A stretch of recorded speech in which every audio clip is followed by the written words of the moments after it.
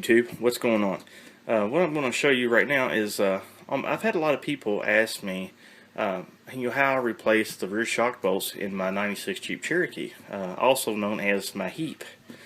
And what happens if you've ever done it before, the rear shocks, you more than likely always break your upper shock bolts. And this is pretty much what you have that comes out. What happens is the factory tacked a nut up underneath the little cross member and they threaded a bolt through it, and that's pretty much how they test your shock up top. Well, these always break, and this is what you're left with. It's a pain in the ass, and a lot of people want to take and drill out what the bolt that's left and re-tap that little nut and all this old stuff, and I think that's just a bunch of horse shit. I mean, come on, there's got to be an easier way. So this is how I did it, and these are the tools that you're going to need. And it's best if you do have an air compressor, because the first thing you're going to need is, after those bolts break, you're going to need to get you a pneumatic, I call it pneumatic hammer or impact hammer or whatever. And what you do is you take this and you stick it right where that broken bolt is, and you pull the trigger and it blows that bolt out of that hole and opens that hole up. And it's really loud, and you have to wear eye protection because you will have rust and shit all over your face. And the last thing you want to do is get rust in your eyes. I've had that done 2 years ago, and I had to go to the eye doctor, and they actually had to drill the rust out of my cornea. It sounded like I was at the dentist office, and it sucked. So wear your eye protection. It's definitely needed. Another thing you need to get you is one of these little magnets. That way you can reach up there and get your bolt or clean it out or whatnot. And it's flexible, and it does all that cool stuff. And another thing you might need is a little finger. You know, it's got a little thing on the end of it, and you push it and it reaches out and grabs it. It can grab stuff. I guess that could be like a, well, let's not go in that. Let's not get into that. You need to get you a ratchet with a couple extensions, and I believe these are 1/4 inch, I think. I'm not a real big tool guy, so I know how to use tools, but I'm not really sure what the hell to call them. So anyway, get you a ratchet with 2 good long extensions, and you need a 14mm socket on the end, and you need to get you a little wrench here. I believe this is 14 also, and I'll show you what I do with those. So, oh, you also need to get you some safety wire. This is the most important part to make my trick work. So let's get after it. Oh yeah, there was another thing I forgot to tell you that you're going to need.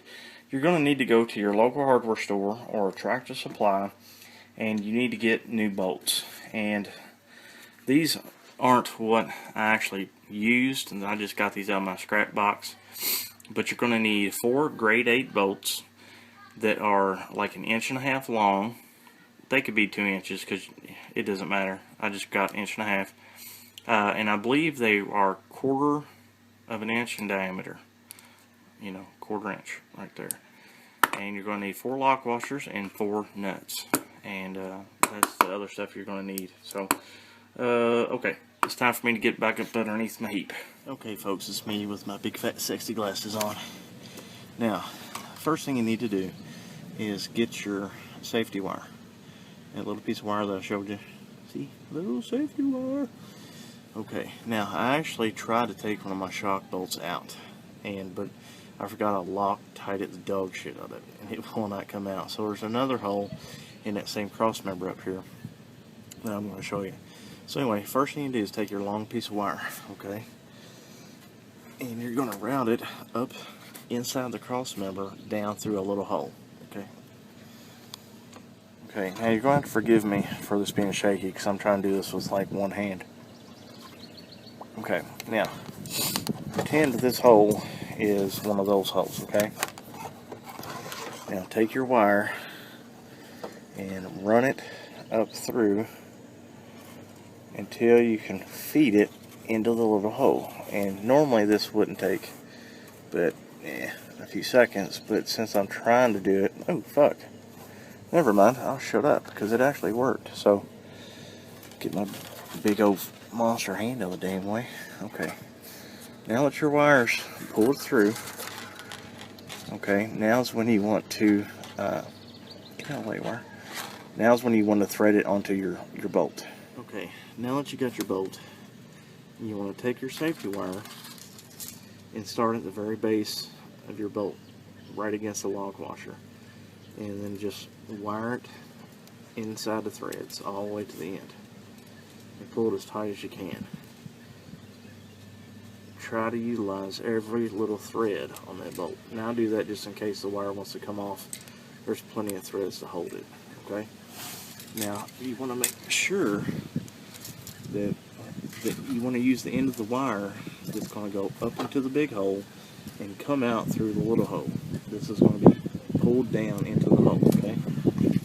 Make sure I got my wire right. Okay. Now, here's the fun part.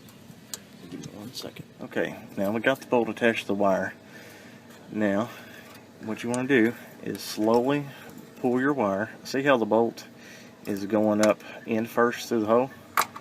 And you just need to jiggle it a little bit, and it will come out just like that. And the thing you have to do is when you first start, when that old bolt that's broke off is in here, that's when you want to take your impact hammer and shoot it up into that hole and knock that bolt out. And take you like an extension or something up in here and scrape around and kick that old bolt out of the way. And but that's all it is once you get that in the hole, undo your wire, okay, and get your new bolt. And you can take and like a wrench or something up in through here and put pressure on top of that bolt to hold it. And then when you do that, you'll be able to thread this up fairly easily until it gets a little bit snug and that lock washer grabs, and then you can torque it down. And then that's it.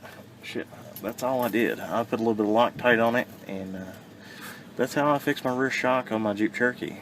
It's really simple, guys.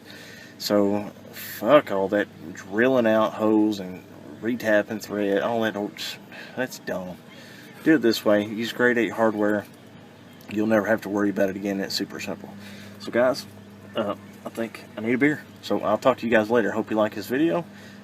Please like and subscribe, and you know, if you feel like it, drop in and say hey, send me a note, and you know, tell me about your Jeep, kind of cool innovations you've done to fix little problems like this.